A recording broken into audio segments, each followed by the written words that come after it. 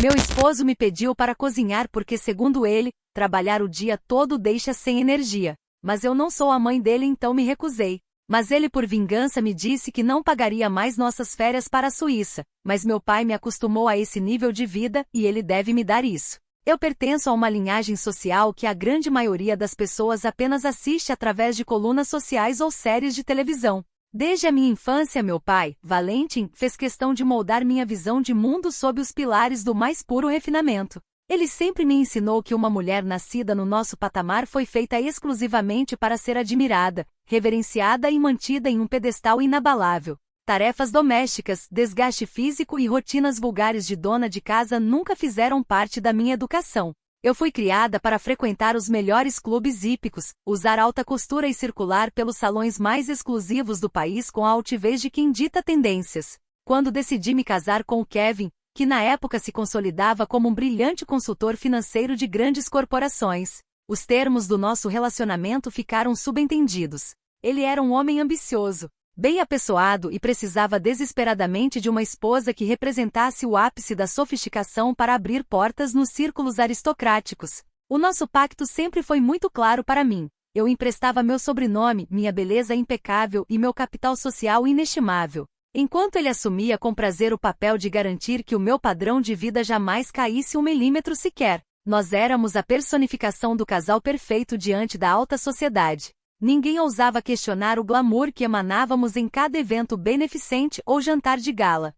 Durante os primeiros anos, tudo funcionou como uma engrenagem de um relógio suíço de colecionador. Kevin pagava as contas com um sorriso de satisfação por ter conquistado uma mulher de berço. E eu mantinha nossa presença pública impecável com jantares refinados nos melhores bistros da capital. No entanto, a ambição corporativa dele começou a se transformar em um monstro insaciável nos últimos meses. Ele assumiu a reestruturação de contas gigantescas na consultoria e a rotina dele virou uma loucura caótica de reuniões que pareciam não ter fim. Em vez do executivo elegante e perfumado que me acompanhava a vernissagens, comecei a conviver com uma sombra cansada e monótona. Essa decadência no comportamento dele começou a me incomodar profundamente, porque eu odeio qualquer tipo de energia derrotada dentro da minha cobertura duplex.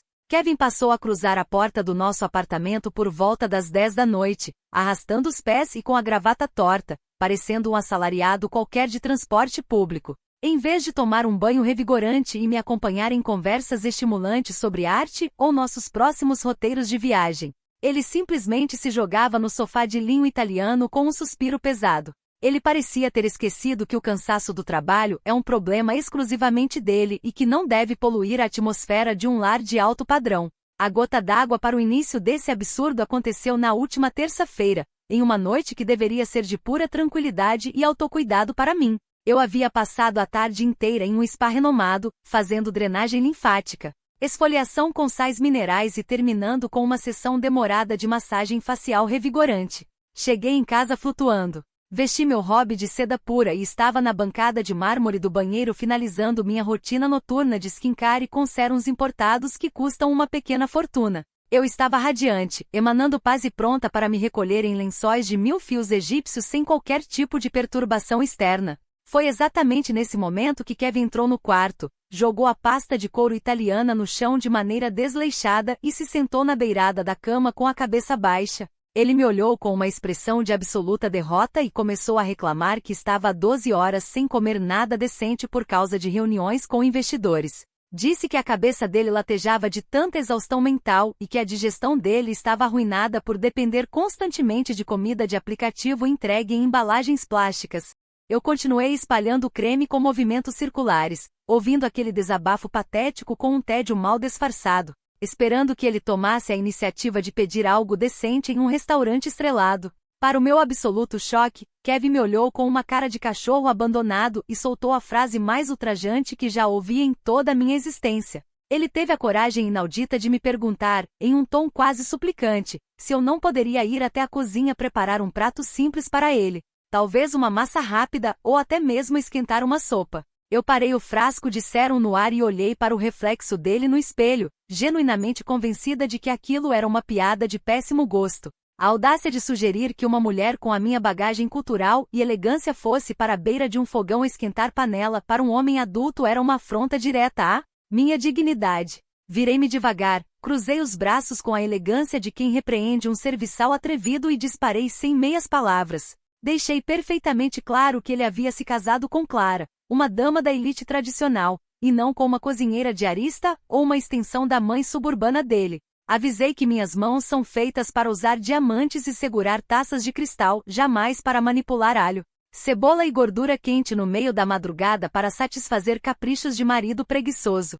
Disse a ele que se faltava energia até para mastigar, que tomasse um isotônico ou contratasse um chefe particular para dormir na despensa, pois eu não me rebaixaria a serviços braçais sob hipótese alguma. Kevin mudou de cor instantaneamente, a postura cansada deu lugar a uma rigidez fria e ele se levantou do sofá com os punhos cerrados. Ele respirou fundo, me encarou com um olhar carregado de rancor e disse que eu não tinha o menor senso de companheirismo, chamando minha recusa de soberba desumana. Foi então que ele soltou uma chantagem financeira tão mesquinha que revelou toda a vulgaridade da sua alma. Kevin afirmou categoricamente que se o nosso casamento não funcionava como uma parceria até para as necessidades mais básicas, ele cortaria todos os gastos supérfluos da nossa vida a partir daquele momento. O ultimato ridículo dele foi direto ao ponto mais sagrado do meu calendário anual, as nossas férias de inverno nos Alpes suíços. Ele disse, com um tom de escárnio patético, que cancelaria imediatamente as reservas do resort 5 estrelas em Zermatt e as passagens de primeira classe para Genebra. A desculpa dele foi que já que precisava trabalhar tanto para sustentar luxos sem receber sequer um prato de comida quente em troca, preferia economizar aquele montante absurdo e continuar trabalhando no escritório durante o recesso. Ele achou mesmo que poderia me disciplinar como se eu fosse uma estagiária subordinada às ordens dele. Fiquei cega de ódio diante daquela tentativa rasteira de manipulação econômica. Eu me levantei e fui até ele, apontando o dedo com toda a autoridade que meu sobrenome me concede, lembrando de quem eu sou. Gritei que o meu pai, Valentin, sempre me proporcionou o que há de melhor no mundo e que bancar meu estilo de vida de elite é uma obrigação civil, moral e contratual assumida por ele no dia em que assinou nossa certidão de casamento. Uma viagem para a Suíça não é um agrado que ele pode revogar por birra infantil. É o mínimo exigido para manter a minha imagem pública impecável diante do nosso círculo social. A discussão terminou em um silêncio cortante quando ele pegou o travesseiro e foi dormir no quarto de hóspede sem dizer mais nenhuma palavra. Eu bati a porta do quarto principal com força, convicta de que estou coberta de razão e de que não cederei a essa tentativa patética de domesticar uma mulher refinada. Ele pensa que vai me dobrar através de ameaças financeiras, mas está prestes a descobrir que uma mulher de alta sociedade nunca aceita ser rebaixada ao nível de uma serviçal comum. Comentários da história principal. Usuário anônimo diz: meu Deus, coitada da Marquesa do Projac. O marido chegou varado de fome depois de trabalhar 12 horas seguidas para bancar o creme importado que ela passa na cara. Pediu um prato de comida e a monarca quase infartou achando que ia perder o trono europeu se ligasse o micro-ondas. Resposta da OP: meu bem, pessoas sem requinte como você claramente não entendem o conceito de preservação de valor. Mulheres do meu nível social existem para adornar e inspirar, não para fritar bifes em troca de migalhas. Para isso inventaram os restaurantes e os empregados domésticos. Querido.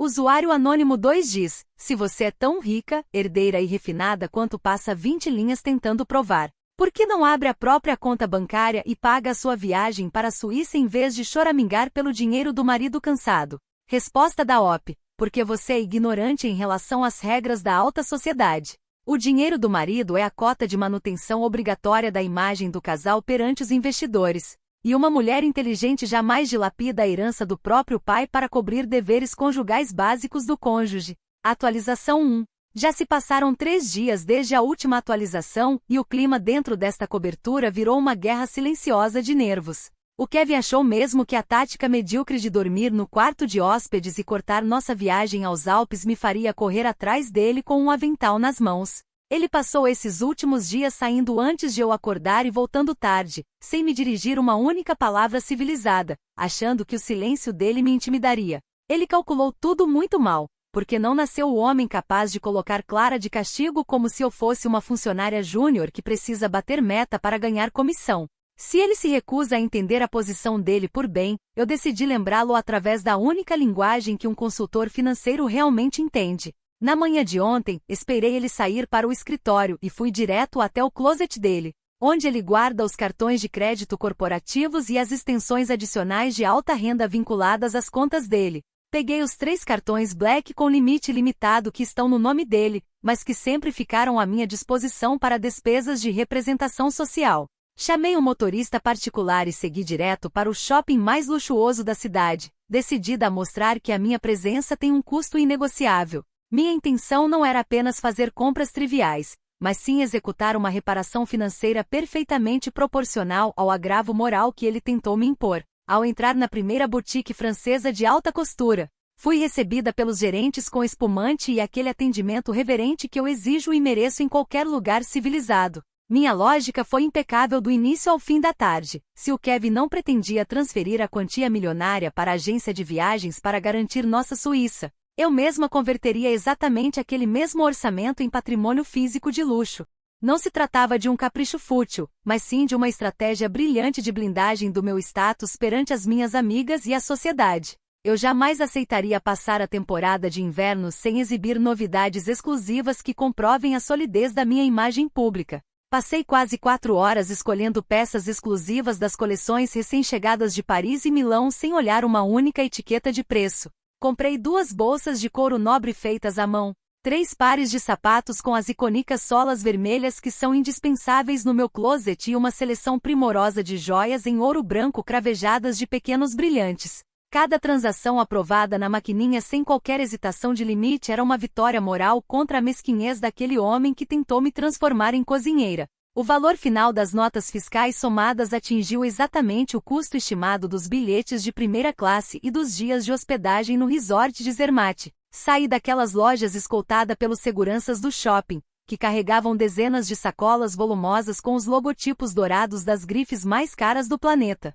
Ao entrar no carro, senti uma satisfação indescritível ao perceber que recuperei o controle absoluto da narrativa do meu casamento com a classe que me é natural. Eu não precisava do consentimento dele para usufruir do dinheiro que ele gera em função da posição que o meu sobrenome confere a ele no mercado. Ele precisava de uma lição contundente sobre o custo de tentar rebaixar uma mulher de alta linhagem a papéis domésticos inferiores. Ao chegar em casa, fiz questão de transformar a nossa sala de estar em uma galeria monumental da minha vitória financeira. Organizei todas as sacolas gigantescas sobre a mesa de centro de mármore italiano, posicionando os itens mais chamativos estrategicamente iluminados pelo lustre de cristal da entrada. Para coroar a minha obra-prima de protesto elegante, peguei todas as faturas e comprovantes de débito com os valores exorbitantes bem visíveis e os espalhei abertos sobre a bancada de quartzo da cozinha. Aquele era o recado definitivo. Se ele achava que a cozinha servia para eu fazer jantares humildes, agora ela servia para exibir o preço real da minha manutenção.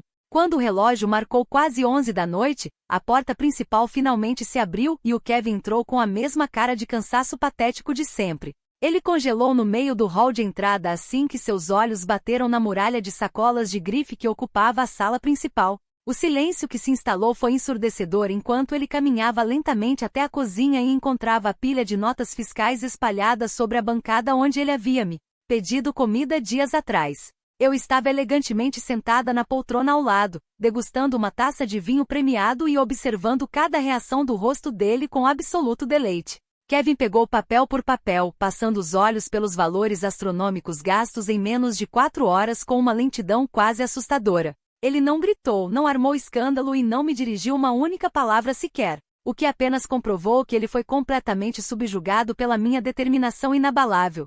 Ele simplesmente juntou todos os comprovantes com as mãos trêmulas, respirou fundo como se o ar tivesse sumido dos pulmões dele e deu meia volta em direção ao corredor dos quartos de hóspedes. Ele trancou a porta com uma chave e não fez mais nenhum ruído pelo resto da madrugada. A reação dele foi tão covarde que quase senti pena da sua incapacidade de sustentar a própria chantagem barata contra mim. Ele percebeu que não tem poder de barganha contra uma mulher que sabe exatamente o que vale e como fazer valer seus direitos de esposa troféu de alto nível. Eu mantive a minha elegância intacta e agora tenho um closet renovado com itens que qualquer mulher da alta sociedade mataria para possuir. Se ele pensa que me ignorando vai conseguir alguma trégua, está redondamente enganado. Pois amanhã mesmo exigirei que ele contrate um cozinheiro profissional para que esse assunto vulgar nunca mais seja mencionado neste teto. Comentários da atualização 1. Usuário Anônimo 1 diz: A genialidade financeira da herdeira falida, gastou o limite do cartão do marido em sapatos e bolsas achando que deu um cheque-mate. Mas esqueceu que qualquer aplicativo bancário bloqueia cartão adicional em 2 cliques na tela do celular. Resposta da OP: queridinho, limites de contas corporativas de alta renda não funcionam como seu cartãozinho universitário com limite de R$ 500. Homens do padrão do Kevin entendem que a fatura do cartão é apenas o custo de manter uma mulher que impressiona a diretoria dos clientes dele. Usuário Anônimo 2 diz: isso não foi elegância, foi puro abuso financeiro e loucura total. O Kevin é consultor financeiro. Você acha mesmo que ele vai pagar essa fatura sorrindo sem cortar a sua mamata de vez ou meter um processo de divórcio na sua cara? Resposta da OP: ele jamais ousaria expor a própria família a um vexame público desse tamanho na imprensa social da cidade. Homens ambiciosos como ele morrem de medo de escândalos que manchem sua credibilidade com grandes investidores, então ele vai pagar caladinho sim. Atualização 2. Já se passaram 2 semanas desde a última atualização e a audácia daquele homem ultrapassou todas as barreiras do que eu considero minimamente tolerável em uma sociedade civilizada. Na manhã seguinte àquela minha demonstração triunfante com as compras de luxo, o Kevin agiu com uma frieza maquiavélica que beira a sociopatia pura. Sem ter a coragem de me encarar pessoalmente, ele simplesmente entrou no aplicativo do banco e cancelou todas as minhas extensões de cartão de crédito de uma só vez. Não satisfeito com esse ato de violência patrimonial descarada, ele bloqueou meu acesso direto às nossas contas conjuntas e esvaziou os limites diários de transferência. Para culminar a humilhação rasteira que ele tentou me impor, ele deixou um mísero envelope de papel pardo sobre o aparador da sala contendo algumas cédulas de dinheiro vivo. O valor era tão ridículo e miserável que mal dava para cobrir a gasolina do meu carro importado e 2 idas ao salão de beleza durante a semana. Eu passei pela vergonha indescritível de ter que contar notas de papel na frente do garçom de uma cafeteria sofisticada para pagar um simples cappuccino com croissant, porque meu cartão deu como recusado na maquininha. Aquele olhar de compaixão daquele atendente quase me fez desmaiar de ódio pela baixeza com que o Kevin me expôs. Ele achou que conseguiria me domesticar pela fome de recursos e me forçar a pedir desculpas de joelhos pela fatura das compras. Kevin viajou na última segunda-feira para uma conferência financeira internacional de 3 dias em outra capital, achando que havia me deixado encurralada e sem alternativas. Mas ele esqueceu que uma mulher criada por Valentin aprendeu a nunca ser refém de ninguém e a encontrar liquidez onde os homens comuns enxergam apenas vaidade. Se ele pretendia me sufocar economicamente para me impedir de ter as minhas férias merecidas, eu usaria o próprio patrimônio dele para financiar minha soberania. Assim que o motorista dele o levou para o aeroporto, entrei no closet principal decidida a fazer um inventário detalhado de tudo o que ele mais valorizava. Fui direto até o cofre secundário, onde ele guardava sua coleção particular de relógios automáticos de marcas suíças prestigiadas, peças que ele comprou para ostentar em reuniões de negócios. Em seguida, peguei o conjunto profissional de tacos de golfe importados que ele mantinha na sala de jogos, itens raros que custam uma fortuna no mercado de nicho. Tudo aquilo estava ali dentro da nossa residência conjugal, e perante a minha visão de casamento, tudo pertencia à manutenção da minha dignidade. Tirei fotos impecáveis de cada relógio, destacando os números de série e as caixas originais de madeira nobre, e anunciei todas as peças em fóruns fechados de revenda rápida de artigos de alto padrão na internet. Coloquei os preços deliberadamente abaixo do valor de mercado para garantir uma liquidação instantânea em menos de 24 horas. Colecionadores desesperados por pechinchas começaram a me mandar mensagens privadas no mesmo minuto, fazendo transferências diretas para uma conta digital individual que eu havia aberto discretamente no meu próprio nome. O dinheiro entrou em cascata na minha conta como um rio de justiça financeira. Com um montante substancial que levantei em um único dia vendendo os brinquedos caros do Kevin, recuperei meu poder absoluto sem depender de uma única autorização dele. Acessei a internet imediatamente e comprei uma passagem de primeira classe individual com destino a Genebra, sem me importar com a presença enfadonha dele ao meu lado. Em seguida fiz a reserva em meu nome de um chalé de luxo exclusivo nas montanhas suíças, com serviço de quarto 24 horas, lareira privativa e vista panorâmica para os picos nevados. A sensação de vitória ao ver o comprovante de embarque emitido foi o maior triunfo da minha vida recente. Enquanto ele passa o dia em palestras corporativas enfadonhas bajulando executivos e achando que me deixou trancada em casa contando moedas, minhas malas já estão perfeitamente prontas no quarto. Selecionei os melhores casacos de pele sintética de grife, as botas que comprei na semana retrasada e meus óculos escuros de armação dourada para compor os looks mais deslumbrantes. Eu não nasci para viver sob o jugo financeiro de um consultor que pensa que manda em mim apenas porque assina cheques. Amanhã de manhã meu voo internacional decola e deixarei para trás apenas o vazio das prateleiras do cofre dele. Estou ansiosa para ver a cara de derrota do Kevin quando ele retornar da conferência e encontrar a casa vazia, sem os relógios premiados dele e com a esposa brilhando nos Alpes. Pretendo fazer questão de publicar fotos diárias no meu perfil social, brindando com taças de champanhe cristalino diante da neve enquanto ele cumpre expediente em escritórios cinzentos. Ele quis me negar a Suíça por causa de um prato de comida e acabou pagando a minha viagem sozinho, sem sequer poder desfrutar da paisagem ao meu lado. Isso servirá como lição definitiva sobre quem realmente dita as regras do jogo dentro desta família. Comentários da atualização 2. Usuário anônimo 1 diz: parabéns, gênia do crime. Você não recuperou a dignidade e você cometeu apropriação indébita e furto qualificado ao vender bens pessoais do seu marido em fórum de internet. E deixou uma trilha gigante de comprovantes digitais que qualquer delegado vai amar analisar. Resposta da OP. Quanta cafonice jurídica de quem não entende de direito matrimonial de elite. No regime do casamento de alto padrão, todos os bens supérfluos do cônjuge existem para garantir o equilíbrio e o usufruto da esposa legítima. Portanto, apenas exerci meu direito de gestão de patrimônio familiar. Usuário anônimo 2 diz: você se acha da realeza, mas agiu exatamente como uma golpista de esquina que invade a casa do parceiro e vende as coisas dele na feira do rolo para sustentar mentira no Instagram. Que papelão vergonhoso.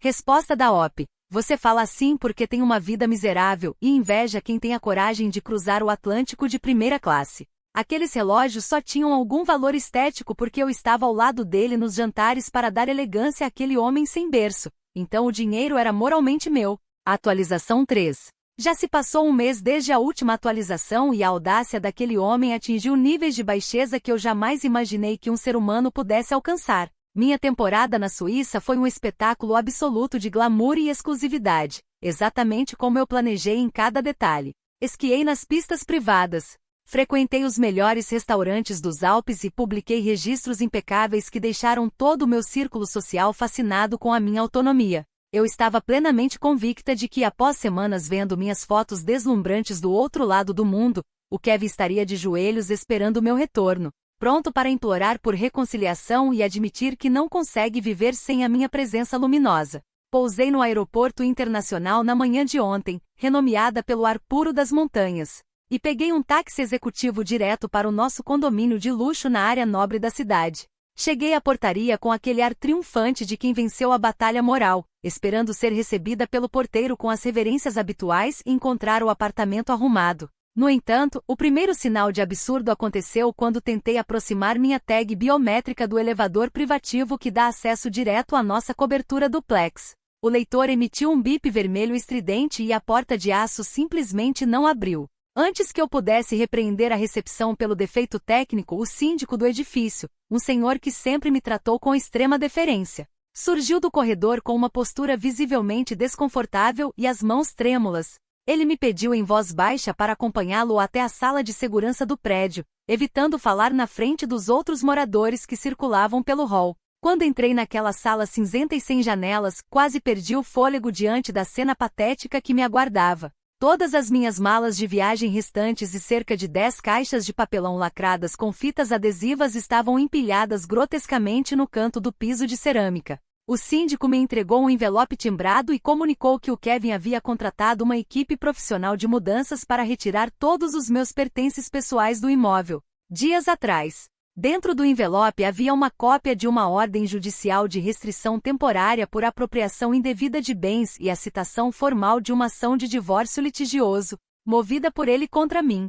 O documento anexava todos os anúncios dos relógios e as transferências bancárias que fiz, descrevendo minha conduta como criminosa. Para piorar o quadro do delírio dele, o apartamento duplex estava registrado sob o CNPJ de uma holding patrimonial da qual o Kevin é o único administrador legal, o que dava a ele o direito de bloquear meu acesso físico às dependências do condomínio. A humilhação de ver as minhas roupas de grife confinadas em caixas de papelão dentro de uma guarita de segurança diante de porteiros e seguranças quase me fez explodir de fúria. No entanto, mantive a compostura da minha linhagem. Soltei uma gargalhada alta e desdenhosa bem no rosto daquele síndico assustado para não demonstrar fraqueza e deixei claro que eles pagariam muito caro por aquele papelão. Peguei meu celular imediatamente. Entrei no banco de trás do táxi executivo e disquei para a única pessoa capaz de colocar aquele consultor financeiro insolente no lugar que lhe cabe, meu pai, Valentim. Valentim é um homem poderoso.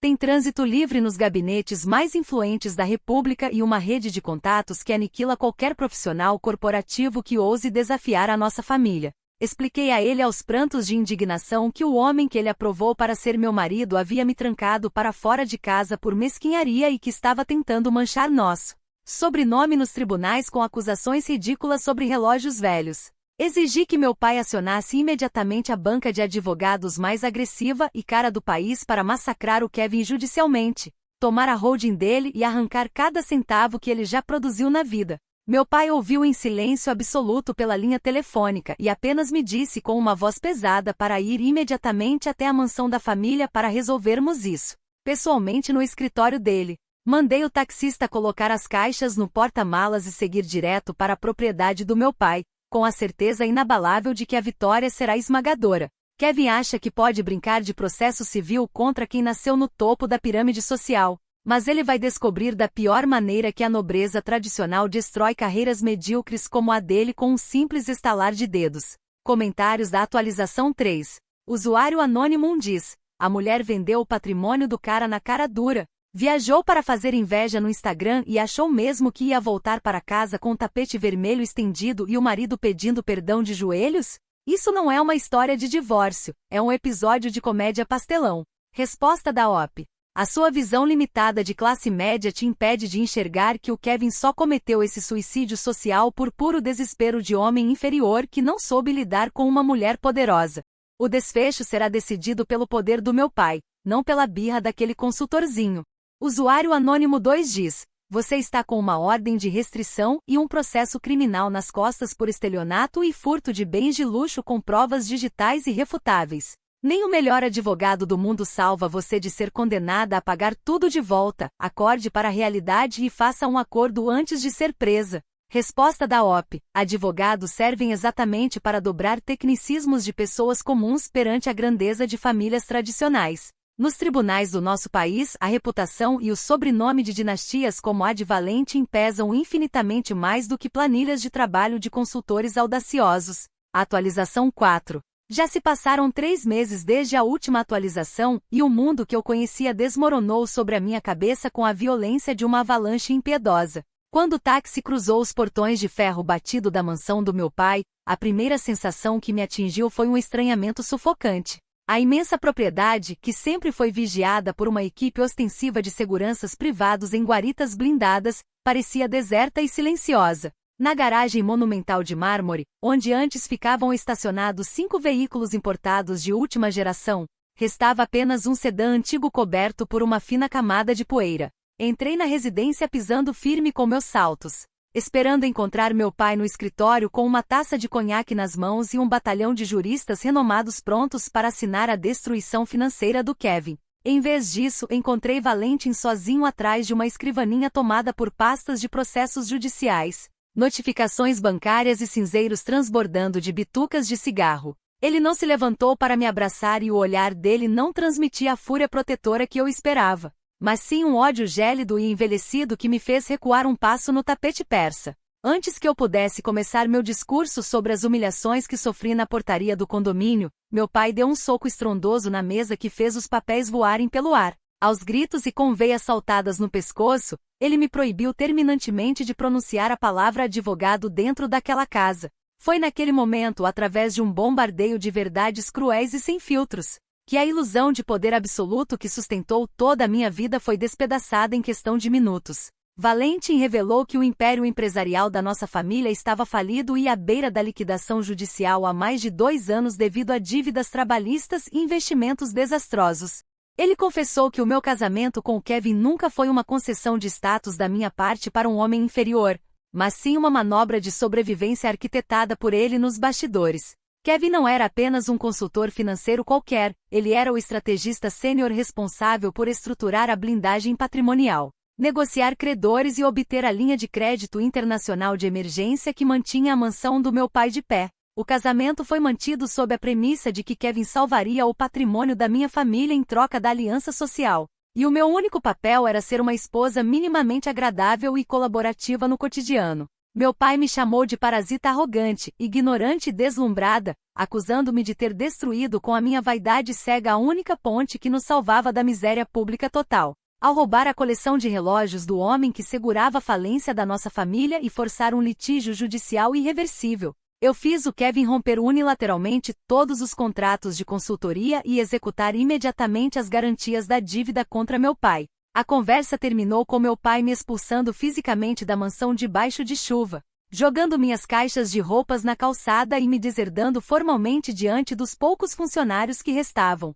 Fiquei sozinha na rua, sem um único centavo na conta bancária, com o nome negativado no sistema financeiro e respondendo a um processo civil onde serei obrigada a indenizar o Kevin por cada relógio vendido ilegalmente. Todos os amigos de alta sociedade que antes me bajulavam nos jantares simplesmente bloquearam meu contato nas redes sociais após a notícia do escândalo se espalhar pelas colunas de fofoca. Hoje a minha realidade é um pesadelo grotesco do qual eu não consigo acordar. Moro em um quarto minúsculo e sem ventilação alugado em uma vila decadente na periferia da cidade, onde o barulho de vizinhos e o cheiro de fritura barata invadem o ambiente a qualquer hora do dia. Para conseguir pagar o aluguel e não passar fome, fui obrigada a aceitar um emprego de 8 horas diárias atrás do balcão de atendimento de uma lanchonete movimentada no centro comercial. Passo o dia inteiro em pé, com um uniforme de tecido sintético que machuca minha pele, ouvindo ordens ríspidas de um gerente grosseiro e tendo que sorrir para clientes mal educados. A ironia mais amarga e torturante de toda essa desgraça me atinge a cada segundo que passo limpando mesas engorduradas e servindo xícaras de café quente para estranhos que eu, antes nem me daria ao trabalho de olhar nos olhos. Toda a soberba inabalável que usei para me recusar a esquentar um simples prato de comida para o marido que sustentava a minha vida de rainha foi exatamente a pá de cal que cavou minha própria ruína. Eu destruí meu casamento, acabei com o patrimônio do meu pai e perdi tudo o que acreditava ser por pura prepotência. E a pior condenação da minha existência é ter que servir pessoas comuns todos os dias sabendo que fui eu mesma quem me jogou nessa sarjeta.